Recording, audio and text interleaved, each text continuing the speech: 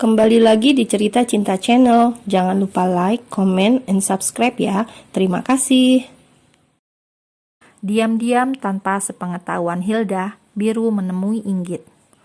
Wah, sepenting ini sampai rela nungguin gue dan juga Hilda kesini.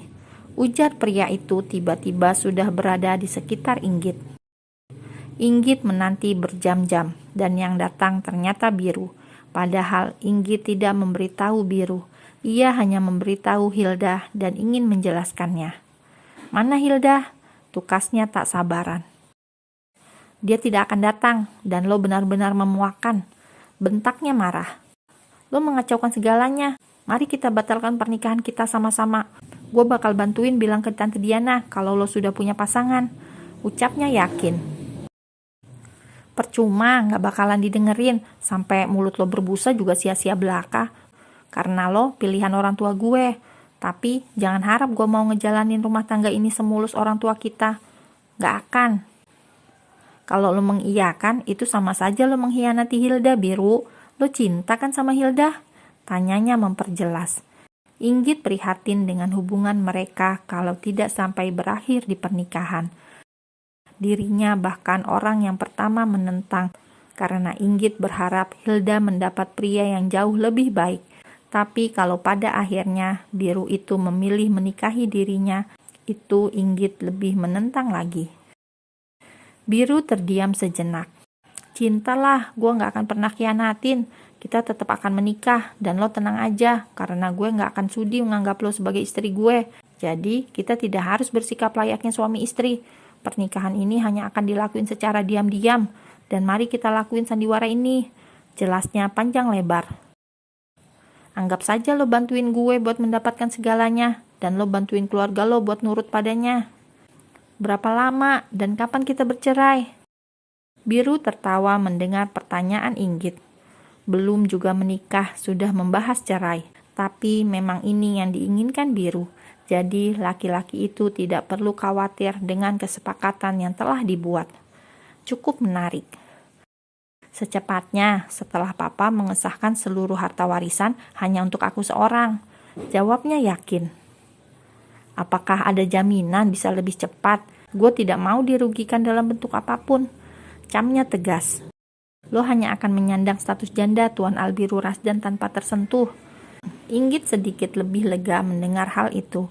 Walaupun yang dilakukan padanya sebuah perjanjian konyol, tapi bagi Inggit akan lebih baik. Sebab ia akan sangat dirugikan dengan perjodohan tanpa cinta ini. Kesepakatan diperoleh keduanya. Inggit berharap semua berakhir cepat tanpa banyak drama. Persahabatan tetap terjaga tanpa ada yang tersakiti di antara keduanya. Oke, deal. Apa yang gue dapat jika lo melanggar dengan membocorkan semuanya? Maksud lo? Kalau sampai rencana gue berantakan, gue mau imbalan yang setimpal. Tukasnya tegas dengan senyum semirik yang membuat Inggit menatap muak. Inggit bergeming. Apa maksud dari semua perkataannya? Apakah kehancuran keluarganya? Mengingat keluarga pria itu punya kuasa. Kita akan menikah besok, ucapnya yakin. Inggit membelalakan matanya kaget. Gadis itu benar-benar tidak menyangka akan lebih cepat dari perkiraan yang ada. Sebuah pernikahan sederhana baru saja berlangsung setengah jam yang lalu. Hari ini Inggit telah resmi menjadi nyonya dari Albiru Rasdan. Well, itu hanya berlaku di buku nikah saja, karena mereka berdua tidak berencana menjalani rumah tangga yang sesungguhnya. Pernikahan mereka hanya dihadiri keluarga dekat saja, atas permintaan mempelai keduanya. Orang tua mereka menurut, walaupun sejatinya keluarga Biru ingin mengadakan pesta, tapi akhirnya baik Nyonya Diana atau Pak Rasdan legowo hati menerimanya, asal putra-putri mereka menikah dulu. Pak Rasdan sudah tenang, dirinya merasa memilihkan mantu yang tepat sebagai istri Biru. Baik Pak Rasdan dan juga Diana sama-sama mengetahui karakter dan sifat Inggit yang baik. Makanya ia yakin ketika putranya jatuh pada Inggit. Kedua orang tua itu mengantarkan pasangan pengantin yang baru menikah tadi pagi. Hari ini Inggit dan Biru akan mulai tinggal bersama setelah sah menjadi pasangan suami istri. Ini adalah rumah untuk kalian, hadiah dari Papa. Kalau kalian sukses menjalankan rumah tangga kalian, Papa tidak tanggung-tanggung akan langsung menghibahkan semua milik Papa ke kamu, Biru. Ujar Pak Rasdan menjelaskan. Kita tinggal di sini, sempit amat, ini terlalu kecil, Pak. Apa tidak salah memberi hadiah rumah sekecil ini? Protesnya tak terima. Tentu saja tidak, rumah ini sangat cocok untuk pasangan baru seperti kalian. Di rumah ini semua sudah ada. Silakan kalian nikmati fasilitasnya. Di sini hanya ada satu kamar, jadi silakan nikmati bulan madu di rumah kalian. Sambungnya menjelaskan. What? Satu kamar? Baik Inggit dan Biru ternganga bersama. Tadinya Inggit sudah merasa senang walaupun tinggal di rumah kecil tapi cukup asri dan tertata rapi. Ia juga pastikan bisa mangkir dengan bebas drama rumah tangga yang akan dilakoninya tanpa harus banyak canggung dengan mertua. Ekspektasi tidak sesuai realita. Apa kabar untuk kelangsungan hidupnya apabila mereka harus berbagi ranjang? Gak akan pernah terjadi.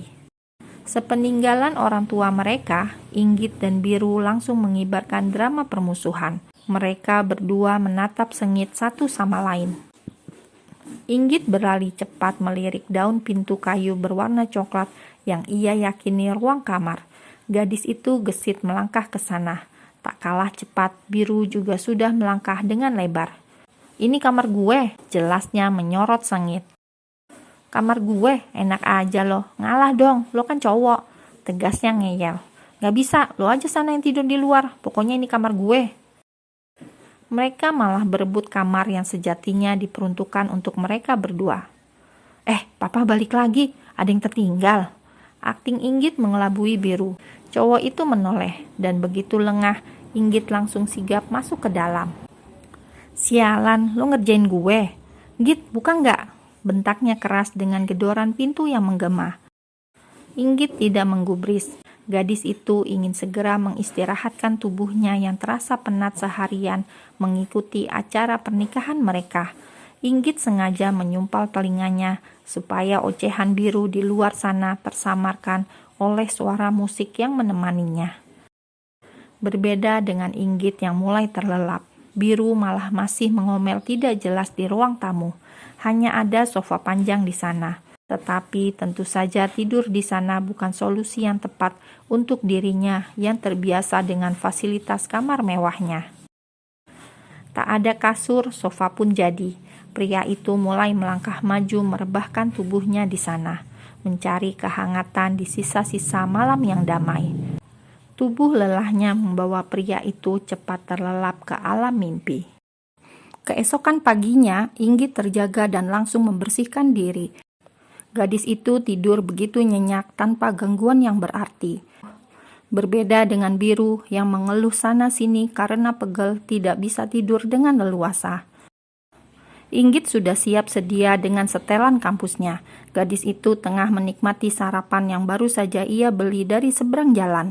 Sedang Biru sendiri baru saja selesai mandi. Pria itu melirik sengit istrinya yang tengah sarapan dengan santainya. Kenapa? Mau? Tawarnya sinis. Ogah, jawab pria itu cuek. Baguslah, orang gue cuma beli satu. Inggit langsung berjalan keluar setelah merampungkan sarapan dengan cepat. Gadis itu siap berangkat ke kampus. Baik Biru maupun Inggit sama-sama bawa motor sendiri. Mereka mengantongi satu kunci rumah masing-masing. Sesampainya di kampus, Inggit memarkirkan motornya di parkiran biasa. Ia sedikit lebih awas dengan memperhatikan orang sekitarnya. Kemarin bannya kempes. Ia berharap hari ini tidak ada orang yang jahil padanya. Git, lo kemana? Kenapa kemarin gak masuk? Tanya sahabatnya, Hilda. Biasanya Inggit selalu memberi kabar perihal dirinya mangkir dari kampus, baik absen atau sekedar izin padanya. Tapi kemarin mendadak gadis itu menghilang tanpa kabar. Hilda pikir dirinya marah karena pertemuan yang telah dijanjikan kemarin Hilda tidak datang. Lo marah? Sorry, kemarin capek banget, gue ketiduran, ucapnya menyayangkan. It's okay, gak apa-apa, ayo ke kelas. Tapi tunggu dulu, Hal penting apa yang membuat lo sampai nyuruh gue datang ke tempat tujuan? Inggit mendadak bingung harus menjelaskan apa. Perempuan itu tidak mungkin menjelaskan semuanya perihal pernikahan mereka kemarin, karena itu pasti akan menyakiti Hilda. Gak ada yang penting kok, udah lewat. Pasrah Inggit berkilah. Beneran? Ya udah deh, lega gue dengernya. Mereka berjalan menyusuri kelas bersama. Inggit dan Hilda satu jurusan, sementara Biru beda jurusan. Setelah kelas usai, Inggit dan Hilda tengah menghabiskan waktu di kantin untuk mengisi perutnya yang terasa lapar. Lo mau pesan apa? Gue bakso aja, samain ya. Sip lah, jawab Inggit seraya mengayunkan langkah yang menuju ibu penjaga kantin. Bakso Pak Min kantin kampus ini cukup recommended buat mengisi perut kosong karena belum diisi hingga siang ini. Hey beb, ngantin juga, sapa Biru menghampiri Hilda yang tengah menunggu. Ngebakso, lapar gue, jawabnya tersenyum. Sendirian dak, pasangan lo mana? Tanya Nathan mengambil duduk di seberang Hilda. Ini, tunjuk Hilda pada Biru. Ya elah, itu sih santero kampus juga tahu. Si manis Inggit, ucapnya mengerling. Oh, Inggit, tuh lagi pesen. Tunjuk Hilda mengarahkan netranya.